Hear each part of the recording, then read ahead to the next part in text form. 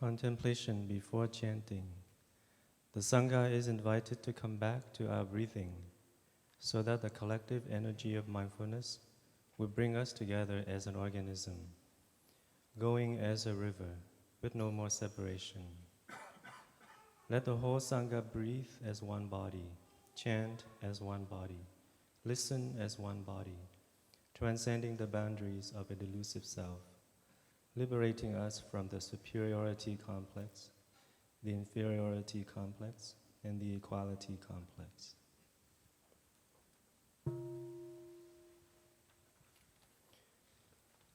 May the day be well and the night be well. May the midday hour bring happiness to in every minute and every second. May the day and night be well. By the blessing of the triple gem, may all things be protected and safe. May all beings born in each of the four ways live in a land of purity. May all in the three realms be born upon lotus thrones. May countless wandering souls realize the three virtuous positions of the Bodhisattva path. May all living beings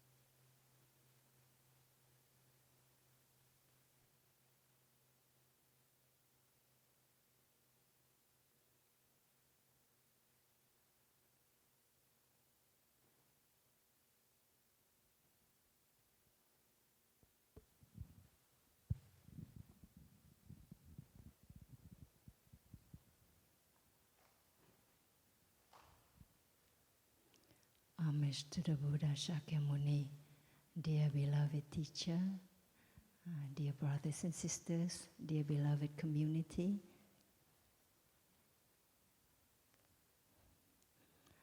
I'm deeply grateful that we have this US tour with the retreat taking place in Blue Cliff in this moment. Last night, when the monastic brothers and sisters were up here evoking the name of the Bodhisattva Avalokiteshvara, I could see Thai.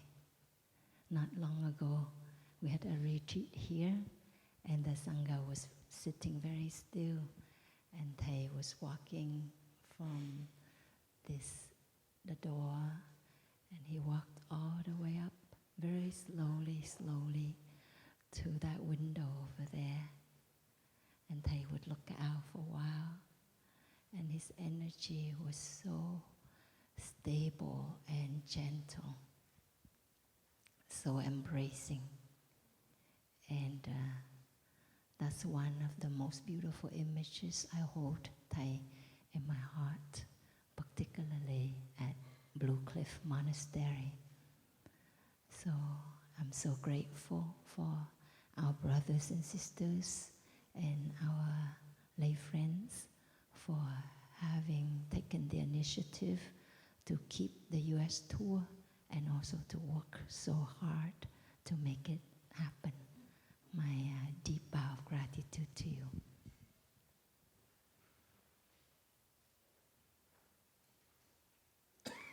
Dear precious children, are you there? Would you raise your hands? I can see you. Yes? Could you come towards the front, my dear ones?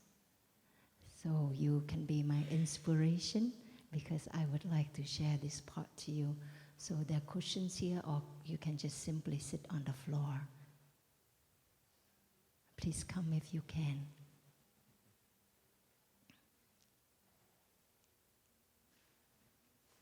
You know, the theme of this retreat is for a future to be possible, and you are our future.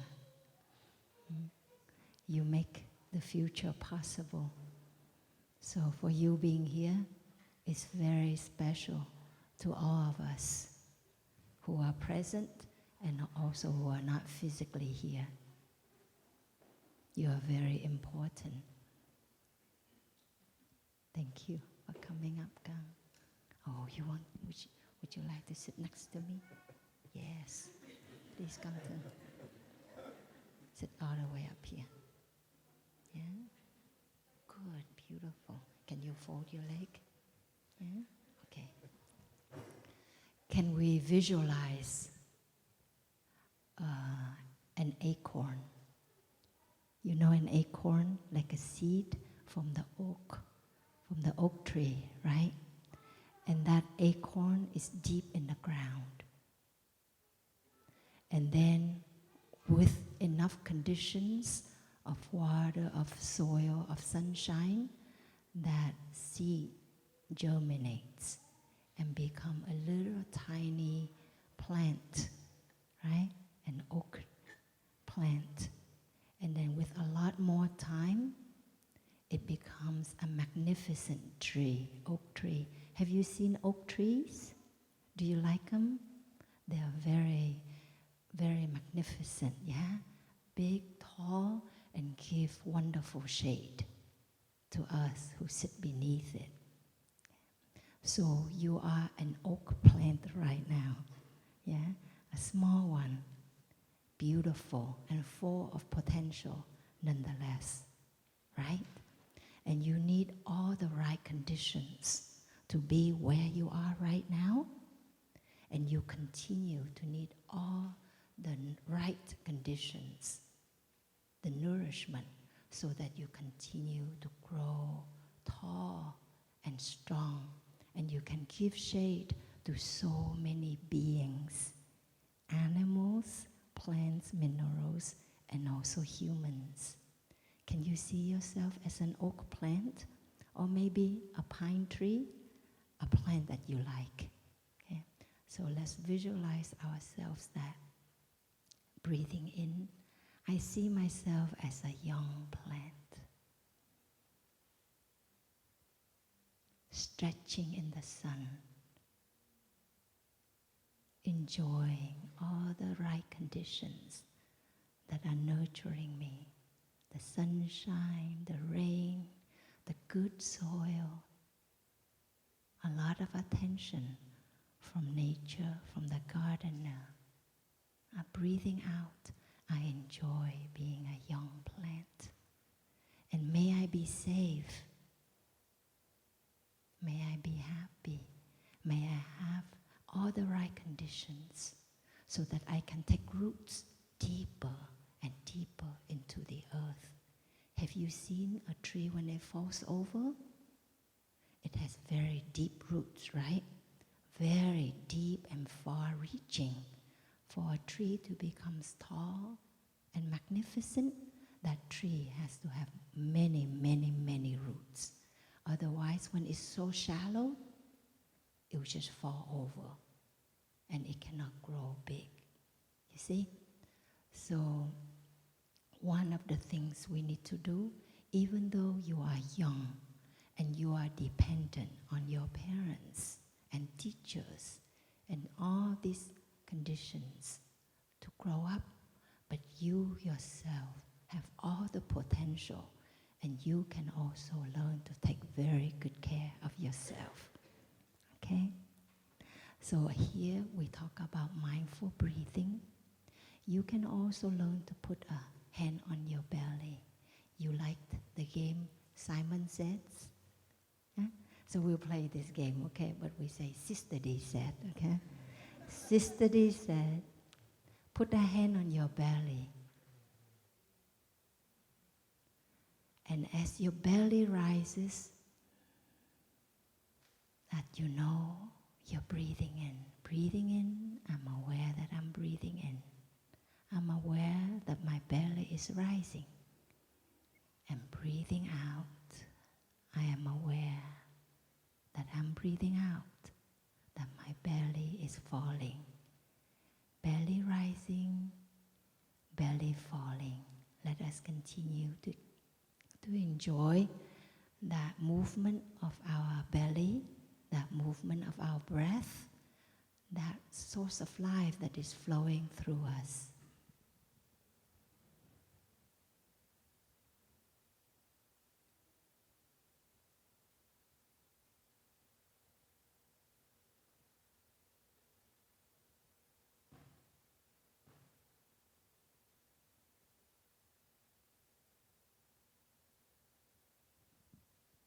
You see, throughout the day, anytime, you can always come back to this place. It's like the trunk of your tree, and breathe.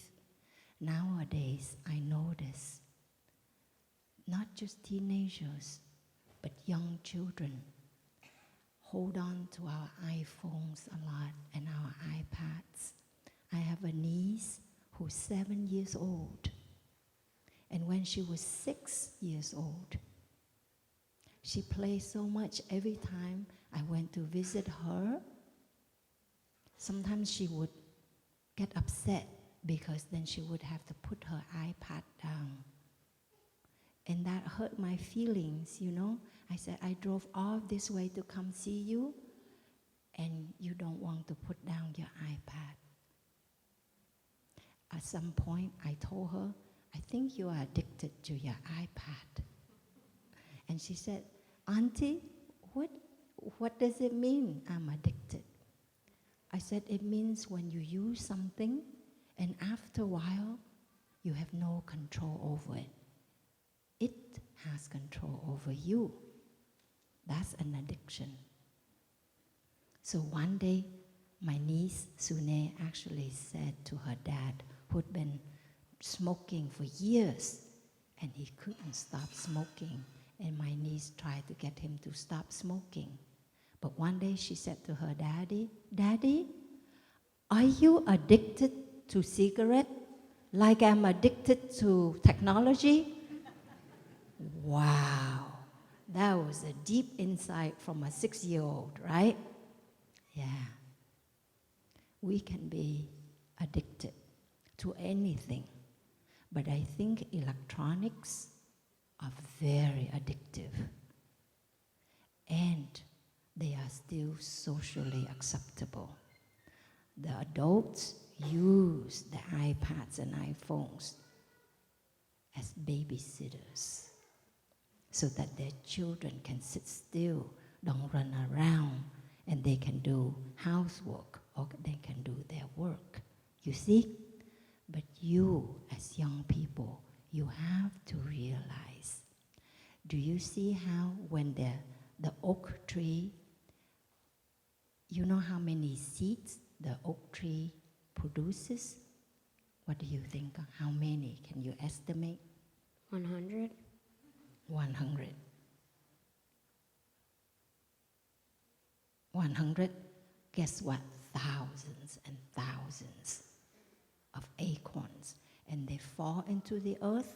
Not all of them make it, but some of them will become the little tiny oak plant. You see? So for us as young people, whatever we bring into our eyes, our ears, our nose, our mouth, our body, our mind, whatever that we consume, we eat, it will produce the fruit. You see? It will go back into us like the seeds from the oak tree go back into the earth. And guess what? New plants will come. So we need to be aware what we consume. Now, I've been going on retreats, and I met many young people, children and teenagers. And I asked them, how many hours a day do you use your iPhone? Do you play your, video games or watch your movies? How many hours? I think 2. 2 hours a day. How many of you play more than 2 hours? Please raise your hands. Okay. I know that those use a lot more. Okay. You don't raise your hands, is that because you use less or more? Less. I'm very grateful. Thank you, dear parents, for trying to keep your children safe. Okay? So the hours that you are on your electronics are the hours that you are not with yourself, are the hours that you are not with your families, with your schoolwork, are the hours that you are not playing and be children. And so I see this problem that so many young children at the age, one girl said, I sit so long, I have back pain, 8-year-old. Actually, many children say they have neck pain and back pain. Many teenagers say that, they don't eat regularly. They stay up, especially without school, they stay up until 2, 4, 5 in the morning to play games, and then they sleep after that. So their sleep-wake cycle is totally messed up. And these young teenagers, now they go to college. They grow old and they go to college, and I start to see them not making it in college because, first of all, they cannot sleep. And then they also continue to play games because they are addicted. And so they're failing from college. So this is very serious. So I came home from that long retreat, and I told my niece, who's 7 years old now, her dad didn't understand that. Her dad felt a little bit offended because he used a lot. So he kind of tried to brush me aside. So I turned to my niece. What is your name, Kang? Lola. Lola. I turned to Sune just like I turned to Lola. And I said, Kang, I know you're very young, but you understand what I mean. I'm very concerned because your brain is vast. It has so many capacities. And if you use only a little tiny bit of your brain to play the videos, to watch your YouTubes, only a small aspect of yourself is developed, but the rest of you is neglected. And you cannot grow up normal. You cannot be happy. Young people nowadays become very withdrawn. They're not able to communicate with their parents, with their friends. They would rather text messages. They would rather play games than being face to face, you know? So I told Sune that, and I said, please, I know you understand. Please limit your use of your electronics and have more time to play, to be with others. And you know what? I'm so amazed. But my niece, she listened. After that, her mother was there to hear that. She changed the password, but Sune did not throw a temper tantrum. She accepted it. And for days, she did not even touch her iPad. And now, maybe half an hour sometimes. And she reads more. I got her a collection of Judy Moody. Have you read Judy Moody? Yeah, it's like for third graders. She's only 7, but she's a very good reader. Now she loves to read Judy Moody. You see, so you as young people, you know you can take good care of yourself by being careful what you bring in your eyes. If images that make you scared, make you feel kind of queasy, sick, close your eyes and breathe. Put your hands on your belly and turn away. Don't consume with your eyes anymore, okay? If you hear music or conversations, like your parents say unkind things to each other, or kids at the school, they say things that make you feel this is not right. It makes me feel sick. Close your ears. Walk away. Excuse yourself, okay? Anything, even food you eat or the things you say, if you feel deep down inside, it doesn't feel right, then you breathe and say, I'm sorry I said that.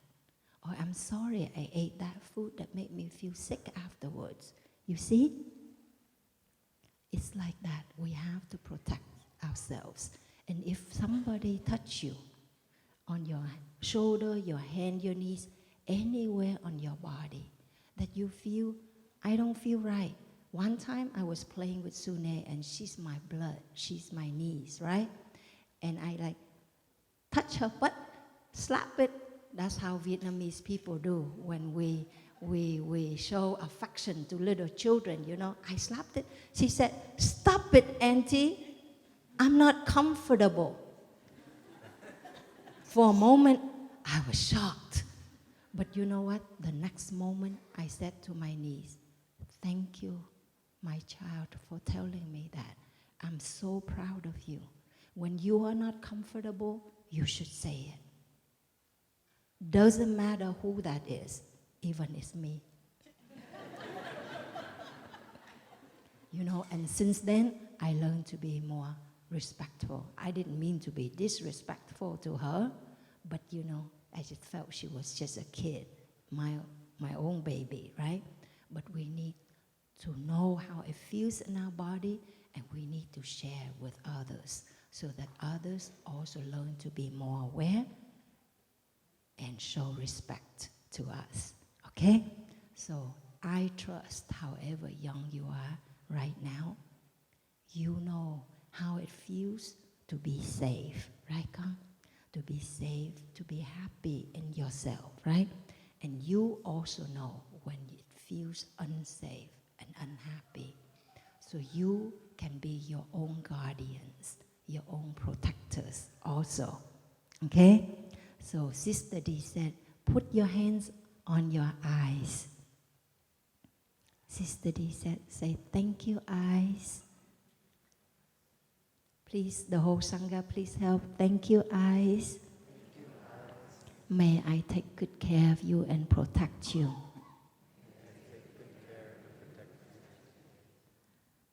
Sister D said, put your hands on your ears and say, thank you, ears. May I only listen to what is healthy and loving.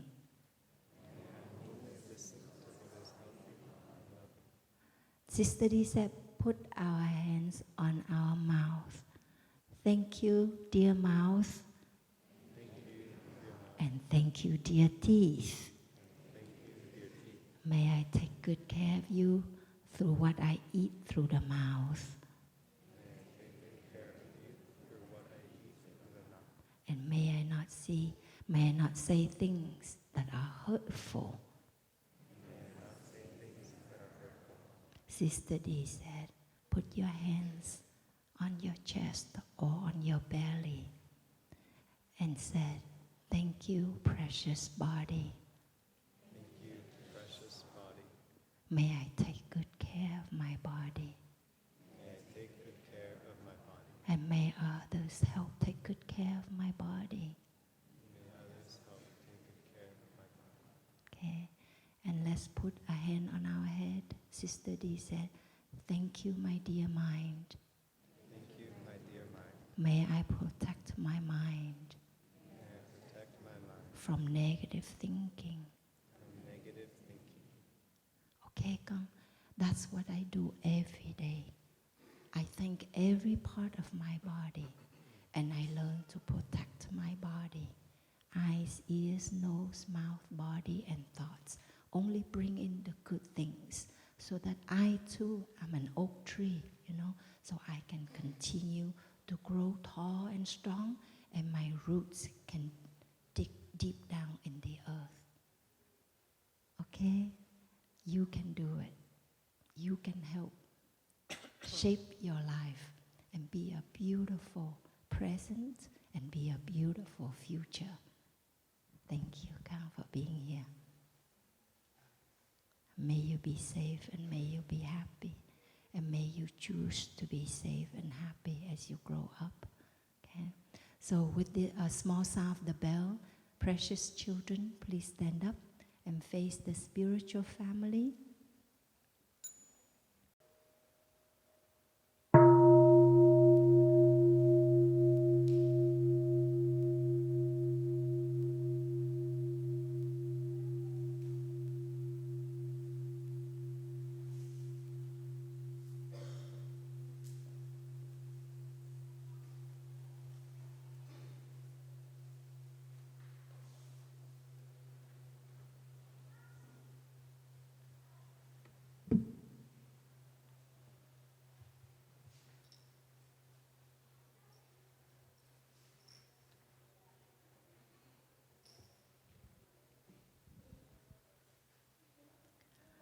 Dear family, our teacher wrote a book for the future to be possible, and he discussed the 5 mindfulness trainings as the way to take care of our present and our future. So we will get a chance to learn about the 5 mindfulness trainings and deepen our understanding and practice of the 5 mindfulness trainings. But today I would like to share about mindful consumption, which is the 5th mindfulness training, really. I have this bean that some of you may have seen before. It's called a yin-yang bean, and you can order it online. And somebody, a young man with the name Brian, he made this model for me, which is very, very kind and thoughtful. So you can see the interbean at a distance. You can see how the bean has 2 halves. One half is white and the other half is black. And on the white half, there's a black dot. And on the black half, there's a white dot. So in the white, there's the black. In the black, there is the white. So I call it an interbean. An interbean. And it actually is a great model for the teaching of the Buddha on interbeing. So to be or not to be, that is not the question, because we all are, right? So earlier I was using the image of an oak tree. In the seed, the acorn, there's already the oak tree, right? With enough conditions, the oak tree will grow. And in the oak tree, there are the seeds. As the oak tree manifests magnificently, it produces thousands and hundreds of thousands of seeds. And those seeds will fall into the earth with enough conditions, they will become the oak plants and oak trees. So in the oak trees, there are the seeds. Now, if you are familiar on this teaching of interbeing, if we turn this aside, this is also a teaching on Buddhist psychology, on consciousness.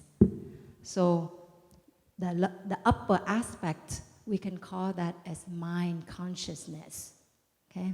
And the lower is the store consciousness, where all of the experiences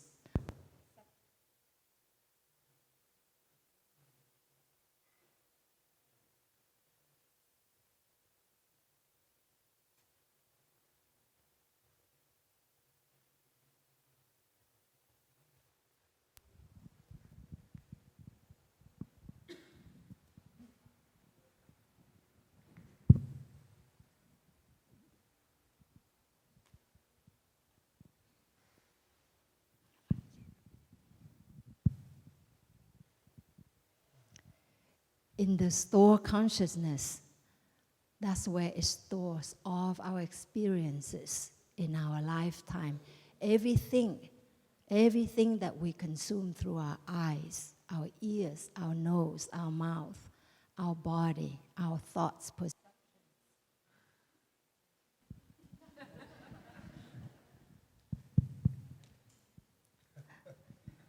they are stored in this store consciousness. And even the experiences of our parents and our ancestors are also stored in us. They were transmitted, passed on to us genetically. So they're all here. And whatever that manifests from this store consciousness, what we see is very little, but we can get a gauge into our store consciousness. So so when we look at it that way, then in this store consciousness where all the seeds are, just like underneath the earth, there are various kinds of seeds in the earth, right? When we don't see them, it doesn't mean they don't exist. And then with sufficient conditions, they'll manifest on the upper level of our consciousness, such as our thoughts that we can hear, perceptions that we can perceive, right? We need to learn to take care of our consciousness, because we already have here, when children or adults, when we consume a lot of violence through the game. Lately, I saw a game when the teenagers were playing in the last retreat. I looked at the name of the game. It said, Exploding Kitten. Why would you want to name a game Exploding Kitten? And the kids thought it was innocuous, harmless.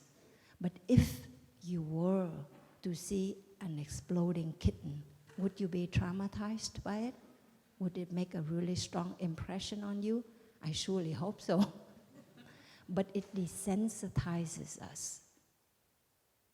When we have games, we have movies, when we watch and consume things of so much violence and discrimination and hatred and craving and desire, when we consume like that, it we become numb to it. But just because we become numb to it, it doesn't mean it doesn't affect us. Everything is deposited into our store consciousness, and it will manifest through our thoughts and perceptions and attitudes, through our speech, and through our bodily actions. The quality of the seeds inside of us determine the quality of our life. The quality of the seeds determines whether our future is possible or doomed. That is why, as young people, as adults, we need to be more mindful. We shouldn't say it doesn't matter. Oh, just what I think. I'm not doing it. I'm not saying it. I'm just fantasizing. I'm just thinking about it. But no, whatever that we think, it will manifest through our speech and our bodily actions. And that's exactly what karma means. Karma means actions of mind, of mouth, and of body. Actions that will manifest up here. Okay? Now, when we go through trauma in our life, through varying degrees, we have 3 ways to respond to it. What we call as the stress response, the fight, the flight, or the less known freeze response. Either we're ready to fight back, or we're ready to run, or we just freeze like a mouse being played by the cat for so long. It got so scared, it just drops dead. And the cat pushes the mouse for a while. It sees that the mouse is dead. It loses its interest. Then it walks away, and guess what? The mouse wakes up and runs away. That is a freeze response. So we all have these different kinds of coping mechanisms. It depends on our personality that we will use the fight or the flight or the freeze response, or we can use a mixture of these responses. But as human beings, when we go through trauma and we have that mechanism, many of us are stuck in that coping mechanism. So there's no longer threat, there's no longer a trauma, but we're still stuck in the fight response.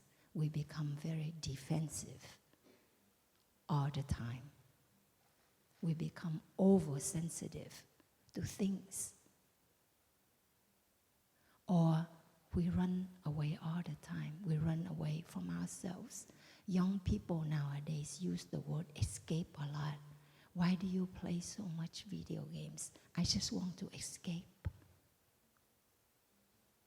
We can learn to escape from our boredom or pain or difficult situations. But escape is also a mechanism. And then, of course, we use video games, we use movies, we use Facebook, we use Instagram, we use so many different modern technologies to escape, to flight, or to freeze. Those of us, we can live an apparently normal life. We work, we have families, we have children, we do things, but something in us already shut down. We're frozen from within. We're cut off. We don't feel it. There are those of us who go to work, do what we need to do minimally, and we come home, we go to that safe haven. And that may mean we watch movies for hours into the night or play games. Those are the coping mechanisms that many of us, sadly, unknowingly, we have acquired those means. And they give a little bit of relief, of soothing for a while, of comfort. But then they become habits. Repeated actions become habits, become addiction. And an addiction, a habit, with time, with watering, becomes our personality. And our personality determines our destiny, our future. Therefore, for us, when we enter a spiritual life, we learn to be aware of what we consume. Because the input becomes the output. You see, the seeds we plant become the manifestations, the trees. And the trees will produce more seeds to deposit into our consciousness. And so in that way, they keep it going. Let's enjoy one sound of the bell.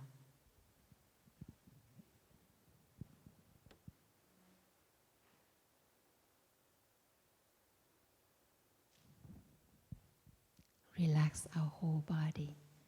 Enjoy the stable posture.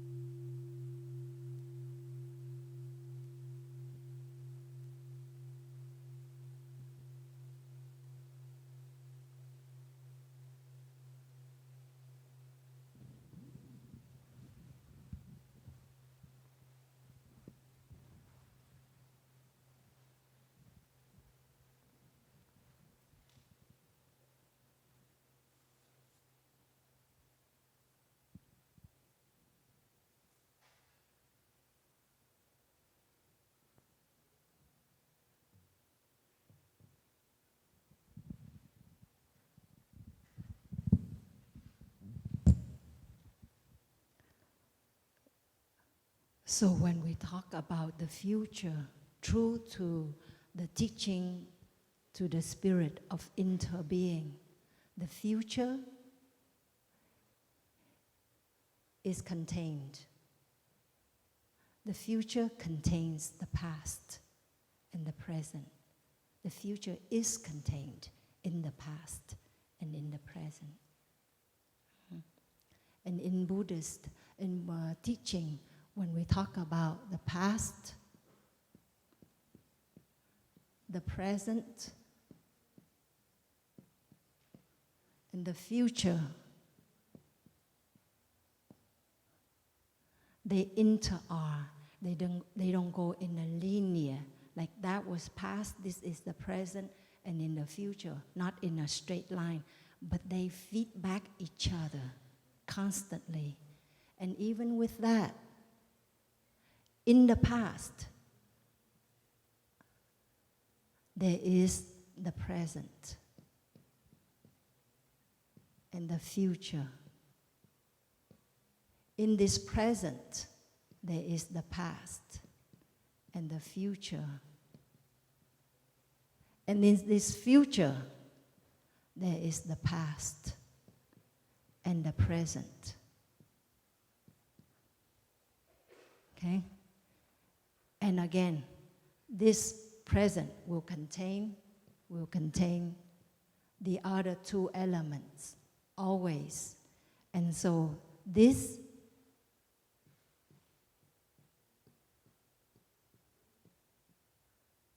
do you see the spirit of this? Yes. So it's not so simple the way we think of past, present, and future. And in biology, we call this fractal. Repeating pattern. Repeating patterns. What we are, who we are right now, is a repeated pattern of our parents, of our ancestors, many of their unresolved suffering, unresolved businesses have been transmitted to us genetically and also behaviorally. As we grow up in that environment, we have learned from their reactions, from their behaviors, and that has become a part of us. So when we look at the tree that comes from the earth with the seeds, we also see that they produce, that come down, and they also affect each other. You know, from this trunk, it gives out trees and more. So this is actually the pattern. For trees, they have this pattern. Just one branch becomes two, becomes more, right? This is also the pattern of our lungs. Actually, it's the pattern of many things in the universe, this repeating pattern called fractal. So when we see that, it helps me actually. When I practice and I see the suffering arising in me, I don't see that as me, myself, or mine. But I see that it is somewhere down the line. Somewhere here, in one generation or many generations of my ancestors, the trauma had taken place. The difficulty, the conflict, the illness that took place. And so, of course, it's transmitted upward. You see? It can be transmitted anywhere, from here up into the present, or into our past, or into our future. So for us as practitioners, we learn that we are one. We are one, the one, but we contain the all of our ancestors.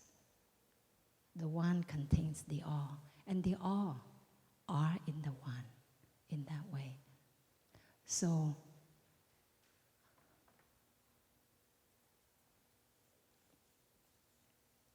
in mindful consumption,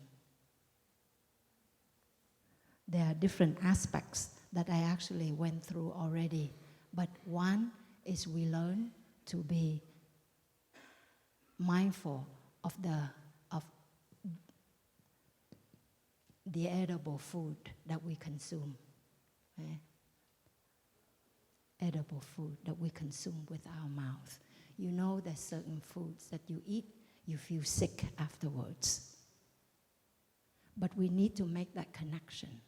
Like when I was in college, there were certain foods that later make me feel bloated and just heavy and tired.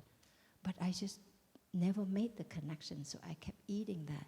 And of course, because it was stressful in school, so then I had the tendency to consume very, sweet food that was very sweet or very fatty, for example.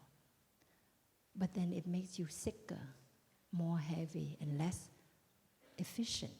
So we learn to have a healthier relationship with food. When we eat food, we eat mindfully so that we can heal ourselves. So I have learned to sit up straight at a table, to put in just one morsel of food and to put down the utensil. And even if I'm really stressed, or even if I'm all alone, I learn to eat the same way. If we are lying down, if we have television, or nowadays we don't even use television anymore, it's so convenient to have that iPad or iPhone there, or we work on the computer, we really are not aware of what we are consuming. We are what we eat, and also we eat what we are. If you are sad, you eat a different kinds of food. You listen to a different kind of music. If you are angry, you listen to a different kind of music. You eat what you are, and it affects you. So we learn to have a better, more healthy relationship with food, to have more respect for the food. And the second way to practice mindful consumption is through sensory input, or we call sensory impressions. So edible food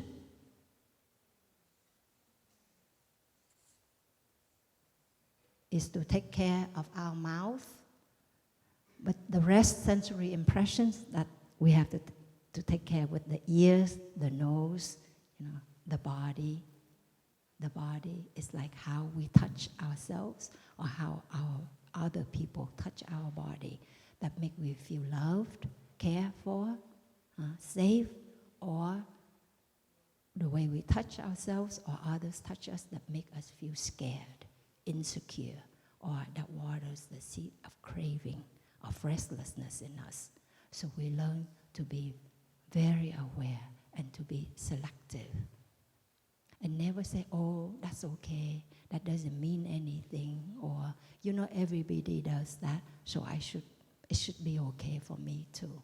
We need to have that respect for ourselves and for each other. Like when my niece said, Chucho, Auntie, stop it. I'm not comfortable. Wow, that really stopped me. Learn to respect that. Listen to ourselves and listen to each other. That's through sensory impressions.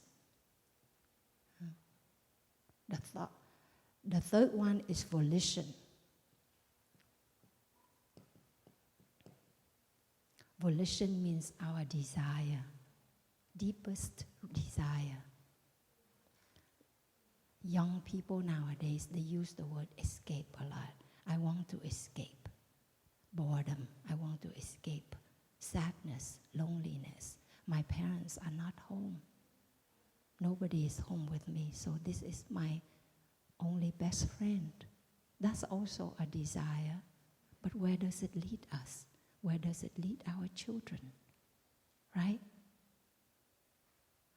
When I was in medical school, I had a colleague, he wanted to become a radiologist because his volition, his deepest wish was to become a millionaire. I'm sure it got him there, but I wonder if he would really be happy. So often we should look, what is my deepest wish right now? I talked to a young, beautiful woman, and she had suffered so much in her life for so long, very desperate. But when I asked her, what's your deepest aspiration, wish? She said, I just want to help somebody before I die. And you know what? I looked at her and I said, I'm so glad you still have that beautiful aspiration. And you know, that person is you. You deserve that love, that care, that help. Help yourself.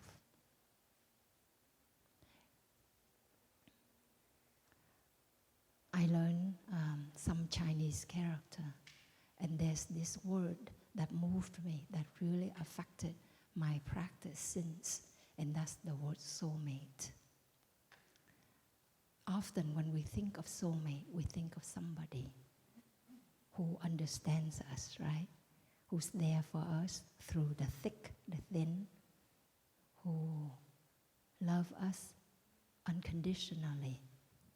And the word soulmate in Vietnamese is tri kỷ. And tri means to remember, to know,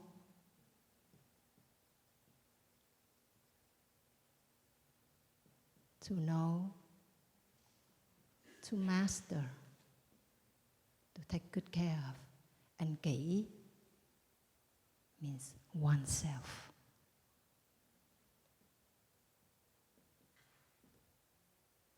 A soulmate is one who remembers herself, is one who knows himself, is one who masters oneself. That is very deep. So I work a lot with young people, especially with teenagers. I always share this to them, and it always touches them a lot. They learn to recognize that nobody can make me happy. Nothing can make me happy except myself. I have to learn to take good care of myself, to remember, to know myself, for me to be happy, for my life to not just be durable, but to be peaceful, to be meaningful. I need to learn to be my own soulmate. And every practice that we learn, walking meditation, that we will do soon, we learn to remember our footsteps. In Chinese, the character for walking is Han. This character means left foot. This character means right foot. Yes, to remember, this is the right foot. This is the left foot. Right foot. Left foot. Because we can walk our whole life without being very aware of the steps that we make. Literally and figuratively.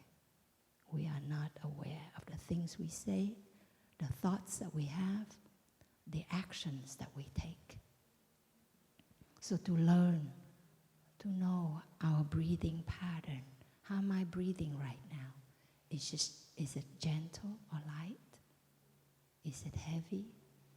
Is it shallow or deep? You know, we have the bird watchers watching the bird on the flying in the sky. We learn to be breath watchers.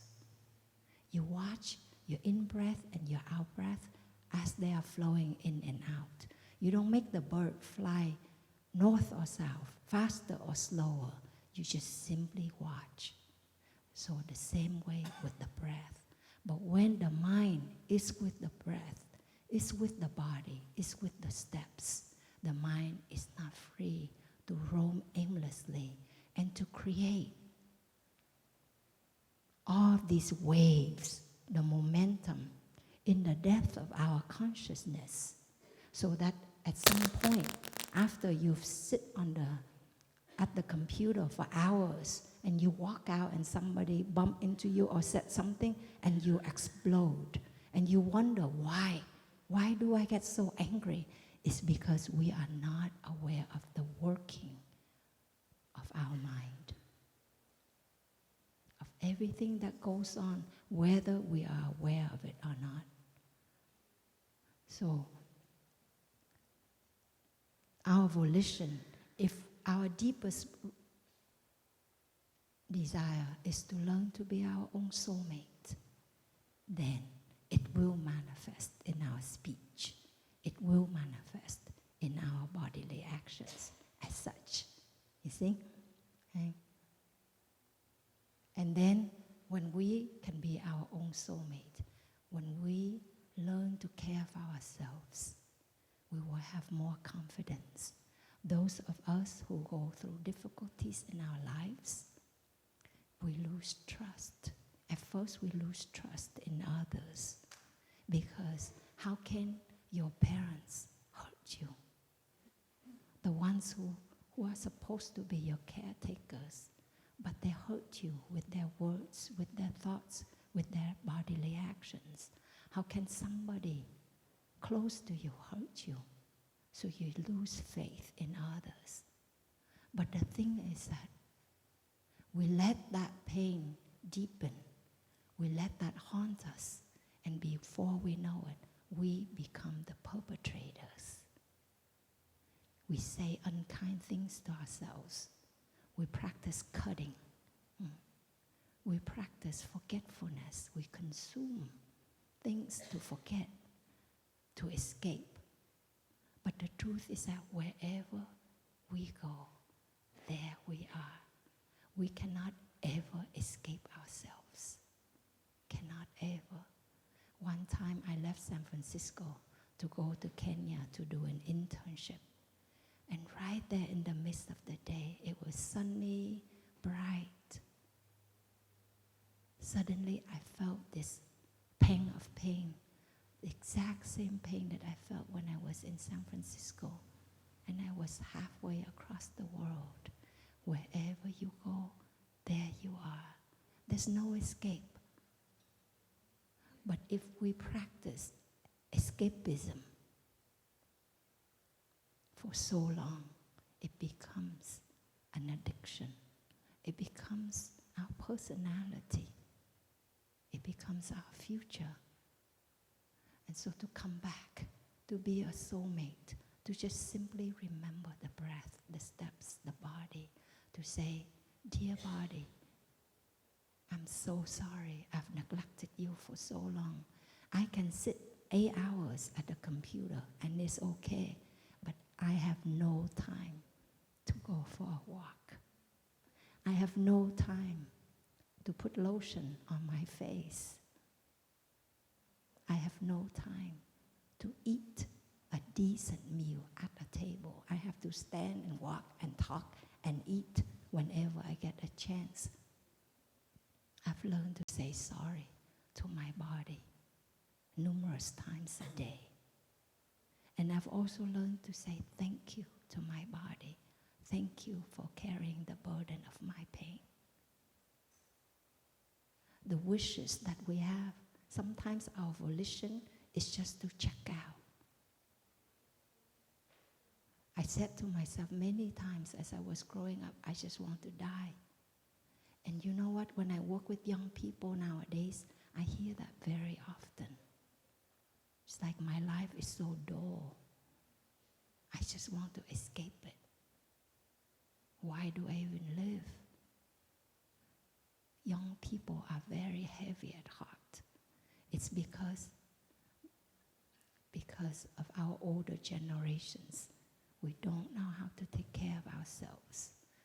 So we don't know how to transmit to our young people the positive coping mechanism, the way to come back and to be mindful and to remember, to know and to master.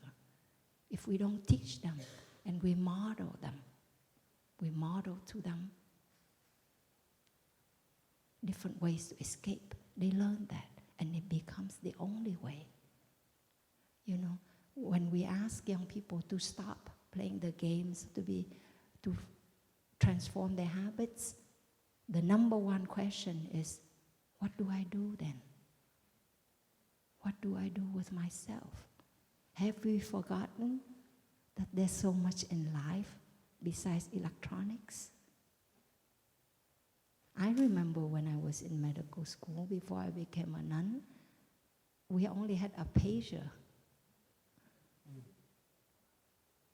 Now everything's so convenient, we cannot live without it.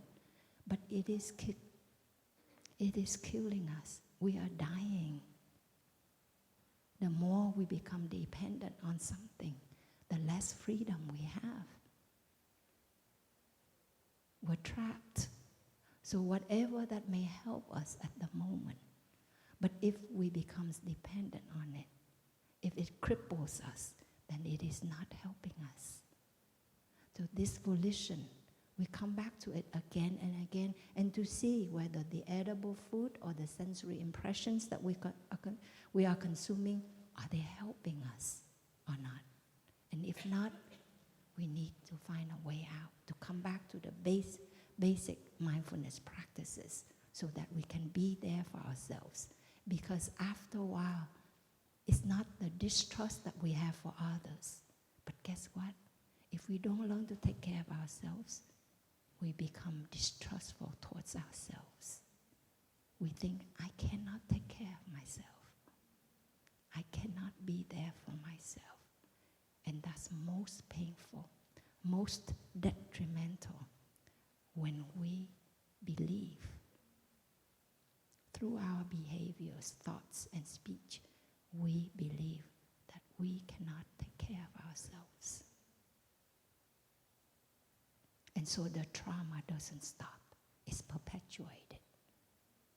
And we are too afraid to come home and care for ourselves.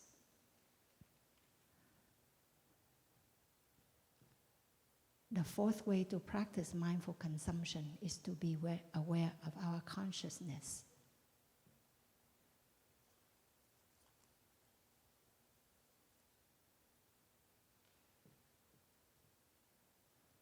already used the interbeing model to share about consciousness, to learn to take care of the input, because the input will become the output, and the output will become the input.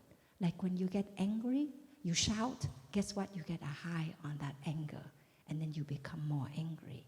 Or when you are sad, you can also get a high on your sadness or on your jealousy, and that further strengthens that jealousy or that sadness or that anger in you. See? And this consciousness is also individual and collective. Individual in each person, but collective. The consciousness of our family, of our community, of our society. And they inter-are. We cannot tease them apart. They are part of each other. So to take good care of ourselves through mindful consumptions is to take good care of our families and society, true to the teaching of interbeing. So thank you, my dear ones. I see that it's already 11:20, so I will stop here. And this is only the first Dharma talk, so my monastic brothers and sisters will share a lot more how to practice, and please keep your heart open and really touch deeply. When you hear the sound of the bell, really come back and be a breath watcher. Really enjoy it.